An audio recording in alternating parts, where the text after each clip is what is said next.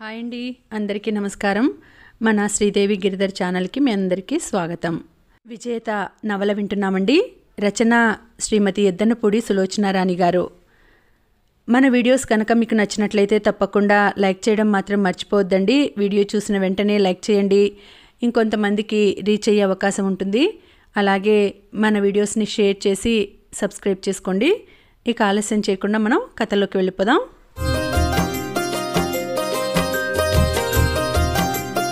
వాసు దగ్గర నుంచి వచ్చేసిన మాధవ్కి అప్పుడే ఇంటికి వెళ్ళాలనిపించలేదు. నది ఒడ్డుకి షికారుగా వచ్చాడు. ఈ ఊరు రాగానే మనసును ఆకట్టుకున్న స్థలాల్లో ఈ నది ఒడ్డు ఒకటి. అక్కడంతా ఈత పొదలు, వాటిని పెనవేసుకున్న అడవి తీగలు, నది ఒడ్డును ఆనుకొని రెల్లు దెబ్బలు కూడా చాలా ఉన్నాయి. ప్రశాంతంగా ఉన్న ఈ పరిసరాల్లో పిట్టల కలకలం, గాలిలో ఈలల చప్పుడు తప్ప ఇంకేమీ వినిపించదు. సాయంత్రం సమయంలో అక్కడలా ఒంటరిగా పడిపోయిన ఒక చెట్టుకి చేరగిలపడి దూరంగా నది నీళ్ల మీద అస్తమిస్తున్న సూర్యబింబాన్ని, అది వెదజల్లే సూర్యకాంతిని, దాన్ని తనలో ప్రతిబింబించుకుంటున్న నది నీటిని రెప్పవాల్చకుండా చూస్తూ చాలాసేపు అక్కడ నిలబడిపోవటం అతనికి అలవాటైంది. చాలా రోజుల తర్వాత ఈరోజు అతనికి ప్రశాంతంగా ఉంది. హాయిగా ఉన్న ఆ పరిసరాల్లో ఎక్కడా నిలబడాలనిపించకపోవడంతో ప్యాంట్ జేబులో చేతులుంచుకొని తల వంచుకొని నడక సాగించాడు. ఎంత దూరం నడిచాడో అతనికి ధ్యాసే లేదు. మాటి మాటికి వాసు మాటలే గుర్తుకు రాసాగినాయి. ఎంత విచిత్రమైన కుటుంబం! కలిగిన కుటుంబాల్లో పుట్టి అంతో ఇంతో చదువుకున్న ఆడపిల్లలకి అలా ప్రపంచాన్నుంచి పారిపోయి ఒంటరిగా ఈ మారుమూల బ్రతకాల్సిన కర్మ ఏమిటి? వాసు సరిగ్గా చెప్పటం లేదు. వెనుక ఏదో బలమైన గాథ ఉంది. మాధవ్ కిందుకో ఒక్కసారి కళ్ళారా ఆ అమ్మాయిని చూడాలనిపిస్తోంది. సంధ్యాట, ఎంత చక్కని పేరు! తల వంచుకొని పరధ్యాసగా నడుస్తున్న అతనికి ఇంతలో ఏదో చిత్రమైన శబ్దం వినిపించింది. అదేమిటో గ్రహించటానికి తలెత్తబోతుండగా ఆ వైపు నుంచి సుడిగాలిలా పరిగెత్తుకొచ్చిన మనిషి మాధవ్ మీదకి రావటం, అతను తప్పుకొని పక్కకు తొలిగేసరికి ఆ మనిషి కూడా తికమకపడి అటే వచ్చి మీదపడి ఆ ఊపుకి ఆగలేక ఇద్దరూ లుంగ చుట్టుకు వెళ్ళి ప్రక్కన పడటం అంతా రెప్పపాటులో జరిగిపోయింది. చూస్తుండగానే కొమ్ములు తిరిగిన పోట్ల ఎద్దు ఒకటి బుసలు కొడుతూ అక్కడి నుంచి పరిగెత్తింది. హఠాత్తుగా దేవుళ్లా వచ్చి ఆ మనిషి మీదపడి పక్కకు లాగడంతో సరిపోయింది. లేకపోతే యథాలాపంగా నడుస్తున్న మాధవ్కి ఆ ఎద్దు వచ్చి గుండెల్లో కుమ్మే వరకు తెలిసేది కాదు. అతని శరీరం జల్లుమంది. వెరపులాంటి ఆలోచన ముగియగానే తన మీద పడిందెవరో చూసుకున్నాడు. క్షణంసేపు ప్రపంచం ఆగిపోయింది. గాలి స్తంభించిపోయింది. అతని గుండెల మీద అడ్డంగా పడి షర్టుని అందిన చోట రెండు చేతులతో గట్టిగా పట్టుకొని భయంతో అతన్ని కరుచుకుపోయినట్టయి ఇంకా కళ్ళు మూసుకొని ఉన్నది ఆ అమ్మాయి. కేవలం ఒక అమ్మాయి. మాధవ్ కళ్ళప్పగించుకొని చూస్తుండిపోయాడు. ఇద్దరిలో ముందుగా తేరుకున్నది ఆ అమ్మాయే. లేచి సరిగ్గా కూర్చొని బట్టలు దులుపుకుంది. అనుకోకుండా జరిగిన ఈ సంఘటనకి సిగ్గుతో ప్రాణం పోయినట్టయి పాపం కళ్ళెత్తి చూడలేకపోతోంది. తల క్రిందికి దిగిపోయింది. మాధవ్ పరీక్షగా చూశాడు. కోలమొహం, కొనతేలిన ముక్కు, పొడగరి అని సూచించే శరీరం, యవ్వనంతో పరిపూర్ణంగా వికసించిన అవయవాలు. సారీ, అస్పష్టంగా అంది ఆ అమ్మాయి. మాధవ్ త్రుళ్ళిపడ్డాడు. మీరు వాసు అక్క? ఆ అమ్మాయి చటుక్కున తలెత్తి చూసింది. పై పెదవి మీద పుట్టుమచ్చ కొట్టొచ్చినట్టు కనిపించింది. మాధవ్ గుండె గతి తప్పింది. అవే సోగకళ్ళు, అదే ముఖం 1000 సంవత్సరాల తర్వాతనైనా చూసిన వెంటనే గుర్తుపట్టగలడు. మీ మాటలు తడబడ్డాయి అతనికి. ఆ అమ్మాయి కన్నార్పకుండా చూస్తోంది. ప్రపంచం ఆగిపోయింది. అయినా క్షణాలు గడిచాయి. క్రమేపీ మాధవ్ పెదవులు చిరునవ్వుతో విచ్చుకున్నాయి. క్షణంసేపు భయంగా విహ్వలంగా చూసిన ఆ అమ్మాయి ముఖం వెంటనే తెల్లగా పాలిపోయింది. ఎంత మారింది, ఎంత ఎదిగింది అనుకున్నాడతను. నువ్వా? కోపం, అసహ్యం, అవమానం అన్నింటితోనూ ఉక్కిరిబిక్కిరవుతున్న ఆ అమ్మాయి పెదవులు అస్పష్టంగా కదిలాయి. ఇంతవరకు ఎప్పుడూ జీవితంలో నేనే అని గుర్తు చేయటానికి ఎక్కడా సిగ్గుపడలేదు. కానీ ఈరోజు ఈ క్షణంలో మాత్రం నిజంగా అలా సిగ్గుపడుతున్నాను. అతనికి తెలియకుండానే అతని కంఠం విచిత్రంగా మారింది. కొద్దిసేపు పిట్టల కలకలం, గాల్లో ఈలల చప్పుడు తప్ప ఇంకేం వినిపించలేదు. మాధవ్కి కాలం నిలిచిపోయినట్టే ఉంది. ఇన్ని సంవత్సరాల తర్వాత మళ్ళీ ఇలా కలుసుకోవటం ఎంత విచిత్రం అన్నాడు. ఎంత దురదృష్టకరం, కఠినంగా మొన తేలిన అంబులా సూటిగా వచ్చింది సమాధానం. నవ్వాడతను. ఆ అమ్మాయి చూడలేదు గాని చూస్తే ఆడవాళ్ల హృదయాల్లో 1000 వెన్నెలలు, కోటి తీయటి తలుపులు రేకెత్తించేంతటి చక్కటి నవ్వు అది. మిమ్మల్ని నేను అవమానించిన మాట నిజమే, కానీ పోట్లాట మొదలుపెట్టింది మీరు అన్న సంగతి మర్చిపోవద్దు. ఇదిగో కొంచెం తలెత్తి చూస్తే ఆ గుర్తు శాశ్వతంగా నా ముఖం మీద ఇప్పటికీ కనిపిస్తుంది. కొద్దిగా గడ్డం పైకెత్తి బుగ్గ మీద ఘాటు ఉన్న చోట వేలు పెట్టి చూపించాడు. ముక్కుపుటాలు, పెదవులు రోషంతో అదురుతుండగా విసురుగా అంది. మీరింకా ఎక్కువ శిక్షించదలుచుకుంటే ఇప్పటికీ ఆ అవకాశం ఉంది. ఆ ద్రోహి మీ ఎదుటే ఉన్నాడు. కిందికి చూస్తున్న అమ్మాయి చురుగ్గా తలెత్తి చూసింది. తీక్షణంగా సూటిగా ఉన్న ఆ చూపులో అంతులేని అసహ్యం, ఆపుకోలేని వెగటు స్పష్టంగా కనిపిస్తున్నా ఎందుకో మాధవ్కి ఆ ముఖాన్ని 2 చేతుల్లోకి తీసుకోవాలనిపించింది. ఆ అమ్మాయి వాసు అక్క. సంధ్య ఈ అమ్మాయా అని అతని మనస్సు ఆశ్చర్యాన్నించి తేరుకోలేక ఇంకా ఉక్కిరి బిక్కిరి అవుతోంది. నిన్న వాసు దగ్గరకొచ్చింది నేనే. ఎందుకు? ఇంకా ఏం నాశనం చేయాలి? ఈసారి కంఠంలో తడబాటుగాని వెరపుగాని లేదు. మాధవ్ తెల్లపోయి వెనక్కు తగ్గినట్టు చూశాడు. చూస్తుండగానే ఆ అమ్మాయి కళ్ళ నిండా నీళ్లు తిరిగాయి. నా మొహాన ఇంకా ఏం రాసిపెట్టి ఉంది? నేనేం పాపం చేశానో అంటూ చేతుల్లో ముఖం దాచుకుని వెక్కి వెక్కి ఏడవసాగింది. క్షణంసేపు నిరత్తురుడైనా అంతలోనే తేరుకున్న మాధవ్కి సంధ్యని తాకాలనిపించింది. దగ్గరగా తీసుకుని నా నుంచి నీకేం చెడు జరగదు, భయపడకు అని నచ్చచెప్పి ఓదార్చాలనిపించింది. గతంలో అనుకోకుండా పశువులా ప్రవర్తించిన ఆ సంఘటనకి తర్వాత గుర్తుకు వచ్చినప్పుడల్లా తనెంత నరకం చూశాడో వివరించాలనుకున్నాడు. కానీ ఏం చేయలేకపోయాడో. కారణం అంత క్రితం ఆ అమ్మాయి కళ్ళల్లో తనంటే కనిపించిన అసహ్యం నిస్సహాయుణ్ణి చేసి దూరంగా నిలబెడుతోంది. అతని అంతరాత్మ ఆ కాస్తలోనే ఆ అమ్మాయి అణువణువు అతన్ని ఎంత ద్వేషిస్తోందో పసిగట్టేసింది. మనం అంటే కోపం ఉన్న వాళ్ళ దగ్గరికి వెళ్ళవచ్చు, బెదిరించే వాళ్ళ దగ్గరికి వెళ్ళవచ్చు, ఇష్టం లేదని తెలిసి కూడా చేరుకోవాలని ప్రయత్నం చేయవచ్చు. కానీ అసహించుకునే వాళ్ల వైపు అడుగు కూడా వేలేం. వాళ్ల ఏవగింపు చూసి ఆత్మ ముక్కలు ముక్కలుగా నరికినట్టు బాధపడుతుంది. అందుకే మాధవ్ నిశ్చేష్టుడై నిస్సహాయంగా చూస్తూ కూర్చుండిపోయాడు. కొద్దిసేపైన తర్వాత ఆ అమ్మాయి తన ఏడుపు నిగ్రహించుకొని కళ నిజమా అన్నట్టు చుట్టూ చూసింది. ఎదురుగుండా మాధవ్ వెనక్కు చేతులు ఆంచి బొమ్మలా అలాగే కూర్చున్నాడు. సంధ్య లేచి 4 అడుగులు వేసి వెంటనే హఠాత్తుగా వెనక నుంచి భూతం తరుముకు వస్తున్న దానిలా పారిపోయింది. మాధవ్ చాలాసేపు అక్కడే శిలలా చలనం లేకుండా కూర్చుండిపోయాడు. అతనికి పూర్తిగా మతిపోయినట్టే ఉంది. అతని చూపు నదిలో నీళ్లమీద, వాటి మీద చిక్కగా అలుముకున్న సంధ్యాకాంతి మీద నిలిచిపోయింది. ఈ అమ్మాయిని ఇలా కలుసుకోవడం ఎంత విచిత్రం! కానీ ఇది వరకు ఎప్పుడు గుర్తుకు వచ్చినా మహారాణిలా అంతులేని సిరసంపదల మధ్య అహంకారంతో ఠీవిగా అందరి మీద అధికారం చలాయిస్తూ సుఖంగా ఉన్నట్టు కళ్ళ ముందు కదిలేది. కానీ ఆర్థిక పరిస్థితి ఇంత దిగజారి చివరికి భోజనం కోసం కాయకష్టం చేసుకుంటూ కూరలు పండించుకుంటోందని ఊహామాత్రంగా కూడా అనుకోలేకపోయాడు. అవును, ఎలా అనుకుంటాడు? జరగబోయే ప్రతిదీ ఊహ మీద తెలుసుకోగలిగితే ఇక మనిషి అతిశయానికి, అహంకారానికి హద్దుంటుందా? అరగంట క్రితం అతనికి కలిగిన మనశ్శాంతి నామరూపాలు లేకుండా నాశనమయ్యింది. చాలా పొద్దుపోయిన తర్వాత తిరిగి అలసిపోయి అతను నీరసంగా ఇల్లు చేరుకునేసరికి ఇంటి ముందు 2 కార్లు ఆగి ఉన్నాయి. ఇల్లంతా సందడిగా ఉంది.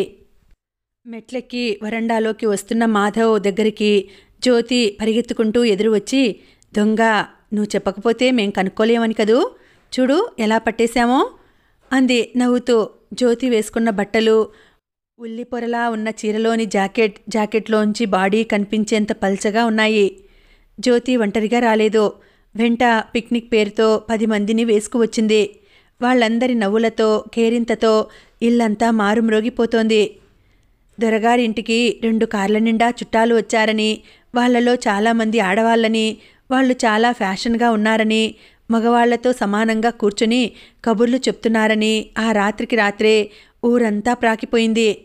కొంతమంది కూరలు తెచ్చి ఇచ్చే నెపంతో, ఇంకా కొంతమంది పెరుగు పంపింది చాలా, ఇంకా కావాలా అంటూ అవసరాలు కనుక్కునే నెపంతో పదే పదే వచ్చి చూసి వెళ్ళసాగారు. మర్నాటికల్లా వచ్చిన వాళ్ల గురించి కథలు కథలుగా చాలా చెప్పుకున్నారని జ్యోతికి గాని మాధవ్కి గాని తెలియదు. మరునాడు ఆదివారం సెలవు రోజు కావటం వల్ల అంతా ఉండిపోయారు. మాధవ్ శరీరం వచ్చిన ఫ్రెండ్స్తో తిరుగుతున్నా మాట్లాడుతున్నా అతని మనసు మాత్రం వాసు ఇంటి చుట్టూ తిరగసాగింది. ఈ చుట్టాలు ఆడపిల్లలు చూసి సంధ్య ఏమనుకుంటుంది? ఎలాగైనా సరే ఆర్థికంగా చితికిపోయిన సంధ్యని ఆ దరిద్రంలోంచి పైకి లేవనెత్తాలని అతని మనసు అప్పుడే నిర్ణయించుకుంది. కానీ సంధ్య చూపులు, ఆ ప్రవర్తన గుర్తుకు వస్తే అది అంత సులభం కాదేమోనని భయం వేస్తోంది. ఆ రాత్రి జరిగిపోతే మర్నాడు ఉదయం వచ్చిన వాళ్ళంతా వెళ్ళిపోతారు. వాళ్ళు వెళ్ళగానే వాసు దగ్గరికి వెళ్ళవచ్చు. తను అనుకోకుండా ట్రాన్సిస్టర్ అక్కడ వదిలి రావడం ఓ విధంగా మంచిదే అయింది. వాళ్ళెప్పుడు వెళ్ళిపోతారా అని నిమిషాలు లెక్క పెట్టుకుంటూ పరధ్యాసగా నిలబడిన మాధవ్ దగ్గరికి జ్యోతి వచ్చింది. ఏమిటి మధు, అలా ఉన్నావేం? ఒంట్లో బాగలేదా? ఎలా ఉన్నాను? బాగానే ఉన్నానుగా, నవ్వు తెచ్చిపెట్టుకుంటూ అడిగాడు. వచ్చినప్పటి నుంచి చూస్తున్నాను, మనసు విప్పి మాట్లాడవు. నిన్ను అడగకుండా వీళ్ళందర్నీ తీసుకువచ్చానని కోపం వచ్చిందా నా మీద? లేదు జ్యోతి, లేదు. నువ్వు నిన్న రాకుండా ఉంటే నాకు పిచ్చెక్కేది. బయట చీకట్లోకి చూస్తూ మనస్ఫూర్తిగానే అన్నాడు మాధవ్. జ్యోతి కళ్ళల్లోకి సంతోషంతో పాటు గర్వం కూడా తొంగి చూసింది. ఇక్కడ ఈ మారుమూల కావాలని ఒంటరితనంతో నీ చుట్టూ నువ్వు సమాధి కట్టుకోకపోతే అక్కడే మా అందరితో ఉండిపోకూడదు? ఎక్కడుండను? ఇది ఒక్కటే నాకున్న ఇల్లు. గొప్ప, నాచే చెప్పించాలని జ్యోతి లాలనగా నవ్వింది. ఇంతలో మరొకరు అక్కడికి రావడంతో సంభాషణ ఆగిపోయింది. జ్యోతి వాళ్ళు వెళ్ళిపోయారు. మాధవ్ వెంటనే వాసు దగ్గరికి వెళ్ళటానికి బట్టలేసుకుని బయలుదేరాడు. కానీ అడుగు ముందుకు పడలేదు. వాసుకి ఈ పాటికి తనెవరో తెలిస్తే సంధ్య చెప్పి ఉంటుందా? ఒకవేళ చెప్పినా చెప్పకపోయినా మాట్లాడవద్దని ఆజ్ఞాపిస్తే, సంకోచం వెళ్ళకు అని అడ్డుపడి వెనక్కు లాగితే అంతకంటే బలమైన శక్తి ఏదో వెళ్ళమని ముందుకు తోస్తోంది. ఈ రెండింటి పెనుగులాటతో ఏదీ నిర్ణయించుకోలేని మాధవ్ చివరికి ఆ రోజు కూడా వెళ్ళలేదు. రాత్రంతా ఆలోచించి ఒక నిర్ణయానికి వచ్చి మర్నాడు ఉదయం బయలుదేరబోతుంటే జోగులు ట్రాన్సిస్టర్ తెచ్చి ఇచ్చాడు. దాంతోపాటు ఒక చిన్న చీటీ కూడా అందించాడు. వాసు రాసిన ఉత్తరం అది. అక్క ఎందుకో చాలా కోపంగా ఉంది. ట్రాన్సిస్టర్ పంపించేస్తున్నందుకు ఏమీ అనుకోకండి. ఈ ఇంట్లో అక్క మాట శిలాశాసనం.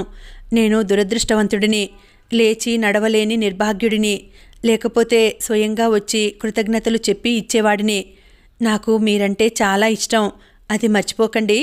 మా అక్క మనసు నొప్పించలేని నా బలహీనతకు నన్ను క్షమించండి. వాసు. మాధవ్ ఆంతర్యంలో మెలి తిరుగుతున్న ఊహే నిజమైంది. అందుకే అతనికి అంతగా ఆశ్చర్యం అనిపించలేదు. ఇంటికి వెళ్ళగానే తమ్ముడి దగ్గరున్న ట్రాన్సిస్టర్ ఎవరిదో తెలుసుకొని వెంటనే తిప్పి పంపేయమని ఆజ్ఞాపించి ఉంటుంది.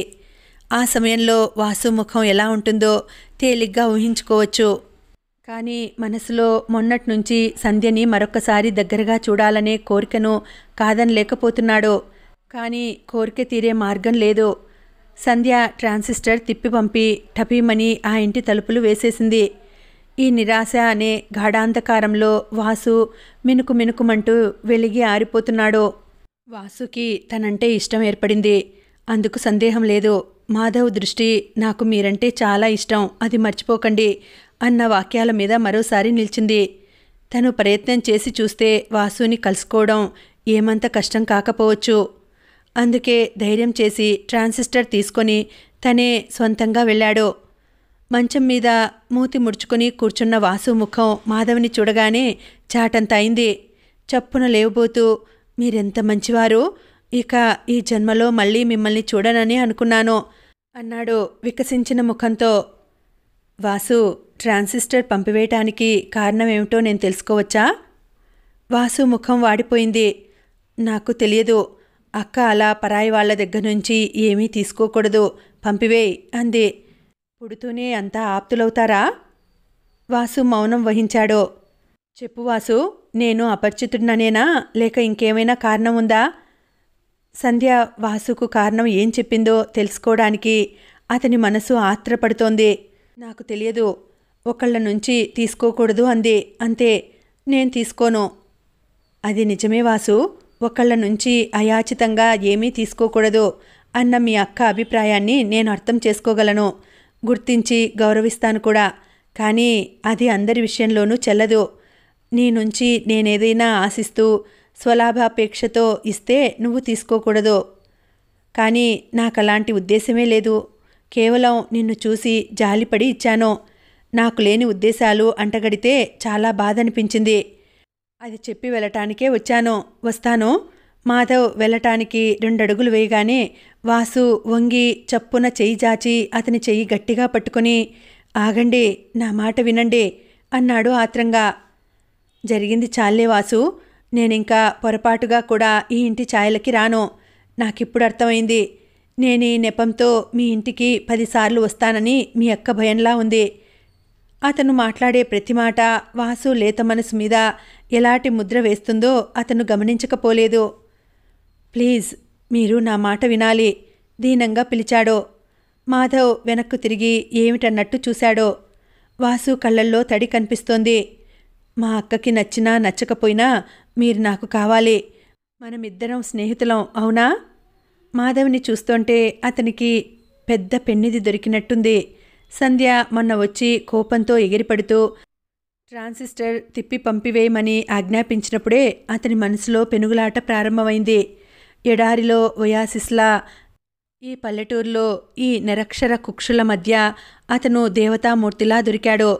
అయినా అసలు అతనెంత మంచివాడు, ఎన్ని కబుర్లు చెప్పాడు. అన్నింటికంటే మించి తనంటే ఎంత జాలి లేకపోతే ట్రాన్సిస్టర్ వదిలి వెళ్ళాడు.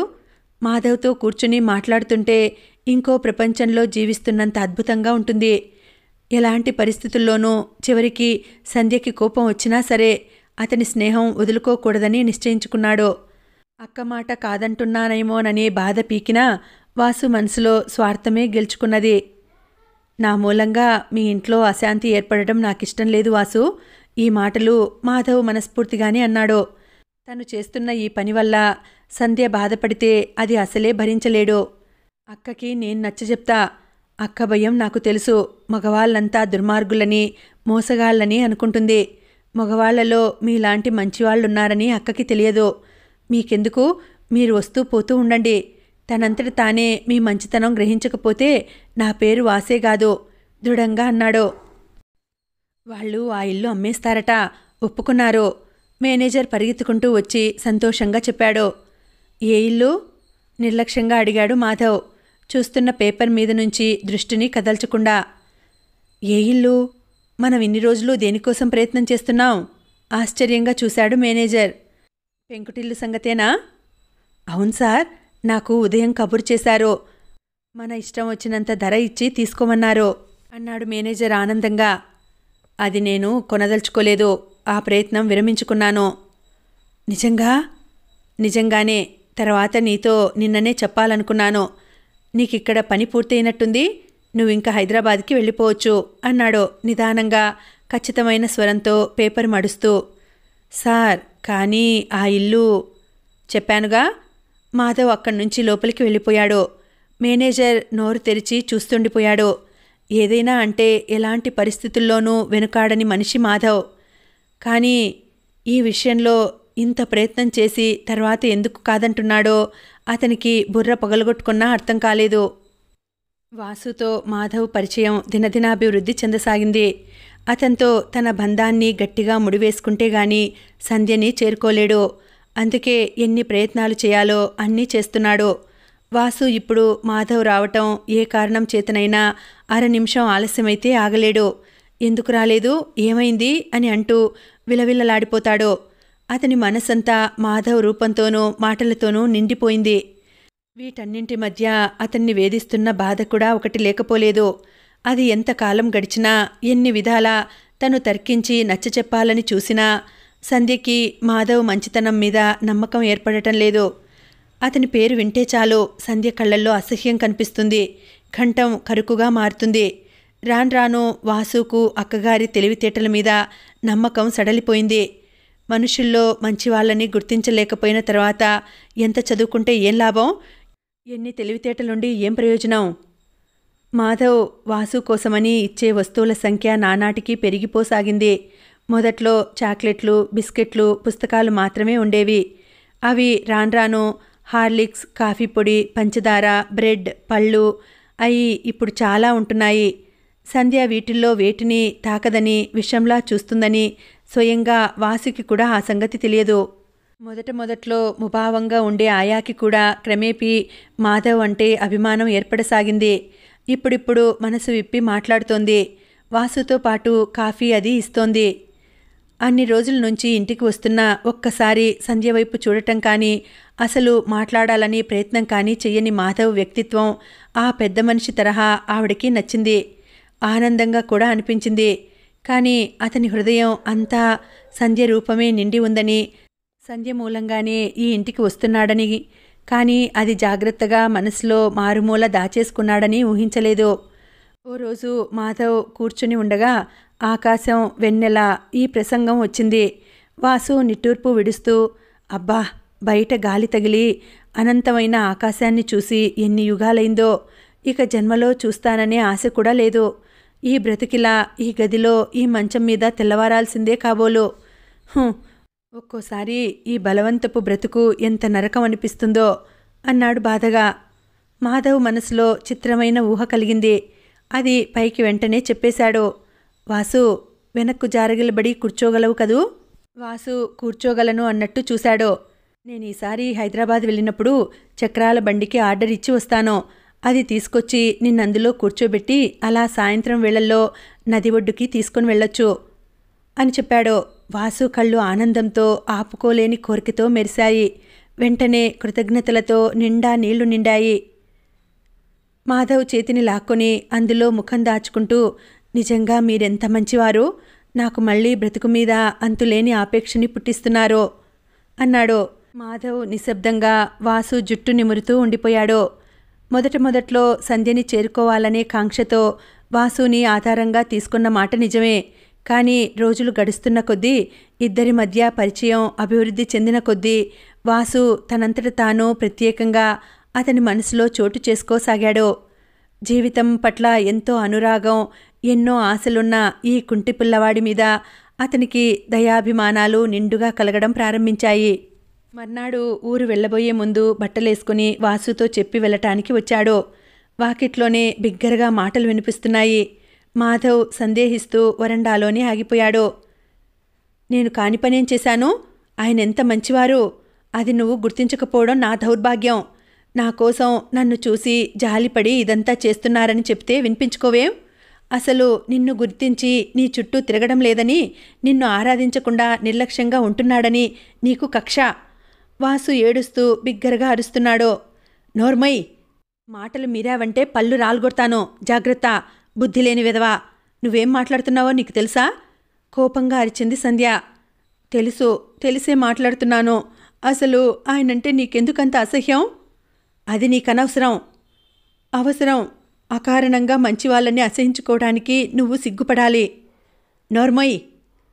అబ్బబ్బా సంధ్య, ఆయా విసుగ్గా పిలిచింది. చూడమ్మా ఎలా పేల్తున్నాడో.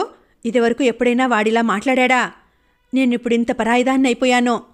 లేకపోతే చివరి మాటల్ని ఏడుపు మింగేసింది. క్షణం నిశ్శబ్దం. సంధ్య ఏడుస్తున్న చప్పుడు వినిపించింది. అక్కా, అక్కా. వాసు కోపం మర్చిపోయి జాలిగా బ్రతిమలాడుతున్నాడు. నాతో మాట్లాడుకో. ఇంకెందుకు నేను?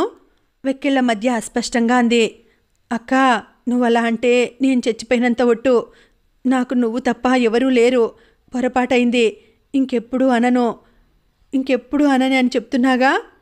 ఆయా, అక్కని దగ్గరికి తీసుకో. వాసు ఏడుస్తూనే ఆజ్ఞాపించాడు. ఏమిటమ్మా, నువ్వు కూడా మరీ చిన్నపిల్లలా? పసివాడేదో అంటే. ఆయా అంది. నేనెవరి కోసం బ్రతకాలి? వాడికి కూడా అవసరం లేదు. అక్క చచ్చిపోయిన రోజున కానీ నీకు తెలిసిరాదు. అబ్బబ్బా, ఏమిటా మాటలు? షో, ఊరుకో నా తల్లిగా. ఆయా మందలిస్తున్న ధోరణిలో ఆప్యాయంగా అంది. నాకు నువ్వు తప్ప ఎవరూ అవసరం లేదు. నేను చచ్చిపోయినంత ఒట్టు, నిజం. వాసు కూడా ఏడుస్తున్నాడు. స్థానువులా నిలబడిపోయిన మాధవ్ నిశ్శబ్దంగా వెనక్కు తిరిగి వచ్చేశాడు. నేనెవరి కోసం బ్రతకాలి? ఆ మాటల్లో నిరాశ, ఆవేదన అతని గుండెల్ని చీల్చసాగింది. అయితే సంధ్య జీవితానికి ఒక్క ఆకర్షణ వాసేనా? అంతకు మించి ఇంకేమీ లేదు? అసలు తనని దగ్గరగా రానివ్వదు. ఎందువల్ల? పోనీ అసహ్యం ఉంటే ముఖం మీద వెళ్ళగ్రక్కేయచ్చుగా. వాసు కోసం ఇదంతా గరళంలా మింగి ఊరుకుంటోంది కాబోలు. వాసు పట్ల తను చూపుతున్న ఈ ఆదరణ సంధ్యకి రంపపు కోతలా ఉందని మొట్టమొదటిసారిగా గ్రహించిన అతని హృదయం బాధతో బరువెక్కింది. సంధ్య పరిస్థితులు సరిగ్గా ఉండి అందరి ఆడపిల్లల్లా ఆమె కూడా ఉంటే అతనసలు పట్టించుకునేవాడు కాదు. కానీ సిరి సంపదలతో పుట్టి పెరిగి ఆత్మాభిమానం కోసం కాయకష్టానికి కూడా జంకక ఈ మారుమూలకు వచ్చి బ్రతుకుతున్న సంధ్య అంటే అతనికి జాలితో పాటు అభిమానం కూడా ఏర్పడుతోంది. ఆర్థికంగా దిగజారిపోయిన పరిస్థితుల్లో ఉండి కూడా తను ఇస్తున్న చేయూతని అందుకోకుండా నిర్లక్ష్యంగా ఊరుకుంటోంది. సౌందర్యానికి మించిన స్వాభిమానం, చదువుకు మించిన సంస్కృతి, తెలివితేటల్ని పదునుబెట్టే వ్యక్తిత్వం, వాటన్నింటికంటే ఎలాంటి పరిస్థితి అయినా, ఎలాంటి స్థితి అయినా ధైర్యం కోల్పోకుండా నిగ్రహంతో జీవితంతో పోరాడుతున్న సంధ్యని చూసి అతనిలో అణువణువు ఆకర్షింపబడుతోంది. కానీ ఆమెని పూర్తిగా జయించి తన దానిని చేసుకునేందుకు తనతో పాటు సంధ్య కూడా తగినంత బాధకి గురికాక తప్పదులా ఉంది. తను వెడుతున్నది కేవలం వాసు కోసమేనని రుజువు చేయటానికి మనసులో ఎంత పీడిస్తున్నా సంధ్యని గురించి ఏ విషయాలు అడగలేదు. ఏమాత్రం తొందరపడకూడదని తనని తను ఆజ్ఞాపించుకున్నాడో. నెమ్మదిగా వాసే ఎప్పుడో తనంతట తానే బయటపడతాడో. ఆ అవకాశం కోసం ఓపిగ్గా ఎదురుచూడాలి, అంతే. పుష్పం సహజంగా దానంతట అది వికసించాలి. బలవంతంగా తెరవబోతే వాడిపోయి ఎండి నేల రాలే ప్రమాదం ఉంది. మాధవ్ ఊరి నుంచి వచ్చాడు. వెంట చక్రాల బండి తయారు చేయించి తీసుకువచ్చాడు. అది చూడగానే వాసు ముఖం సంతోషంతో ఎలా కనిపిస్తుందో అతనికి తెలుసు. ఆ ఆనందాన్ని స్వయంగా చూడాలన్న ఆసక్తిని నిగ్రహించుకున్నాడు. అందుకే బండిని, జోగుల్ని పిలిపించి అతని ద్వారా పంపించాడు. ఇచ్చిన అతను ఉత్తరం ఒకటి తెచ్చి ఇచ్చాడు. వాసు రాసింది అదే. మీరు రాలేదెందుకు? ఈ బండిలో నన్నెవరు కూర్చోబెడతారు? మొట్టమొదటిసారి మీరే స్వయంగా నన్ను బయటికి తీసుకువెళ్తానని చేసిన వాగ్దానం మర్చిపోయారా?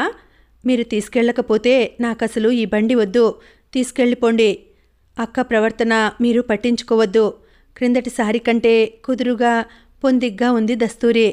ఉత్తరం చూసి చాలాసేపు వెళ్ళటమా మానటమా అని తికమకపడి చివరకు బట్టలు మార్చుకొని బయలుదేరాడు. మాధవ్ వెళ్ళేసరికి వాసు బిగ్గరగా వెక్కి వెక్కి ఏడుస్తున్నాడు. ప్రక్కలో సంధ్య కూర్చుని ఉంది. ఆయా తలవైపు నిలబడి ఉంది. ఇద్దరూ అతన్ని సముదాయించడానికి వ్యర్థ ప్రయత్నం చేస్తున్నారు. వాసు, నా మాట వినరా? నా తండ్రివి కదూ? సంధ్య జాలిగా బ్రతిమలాడుతోంది. వినను, వినను. నువ్వసలు నాకు అక్కవి కాదు. నా పాలిట రాక్షసివి, దయ్యానివి. ఆయన్ని నువ్వే ఏదో అని ఉంటావు, అందుకే రాలేదు. నాకు తెలుసు. వాసు సంధ్య చేతిని విసురుగా తోసేశాడు. మాధవ్కి ఏం చేయాలో తోచలేదు. అలాగే నిలబడిపోయాడు. కనీసం కర్టన్ బయటైనా అయితే వెనక్కి తిరిగి వెళ్ళిపోయేవాడు. తీరా లోపలికి వచ్చేసిన తర్వాత ఇప్పుడు ఆ అవకాశం లేదు. షో, ఊరుకో ఊరుకో, అదిగో ఆయన వచ్చారు అంది ఆయా.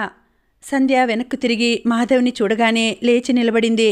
క్షణంలో సగం సేపు తన చూపులతో కలిసిన ఆమె చూపుల్లో కఠినత్వం వాడి శూలంలా వచ్చి అతని మనసులో గుచ్చుకొని కలుక్కుమంది. వాసు ఏడుపు నిగ్రహించుకోవడానికి ప్రయత్నిస్తున్నాడు. అదేమిటి వాసు, మరీ చిన్నపిల్లాడిలా? దగ్గరగా వచ్చి పక్కలో కూర్చుని తల మీద చెయ్యి వేసి ఆప్యాయంగా అన్నాడు. వాసు మాట్లాడలేదు.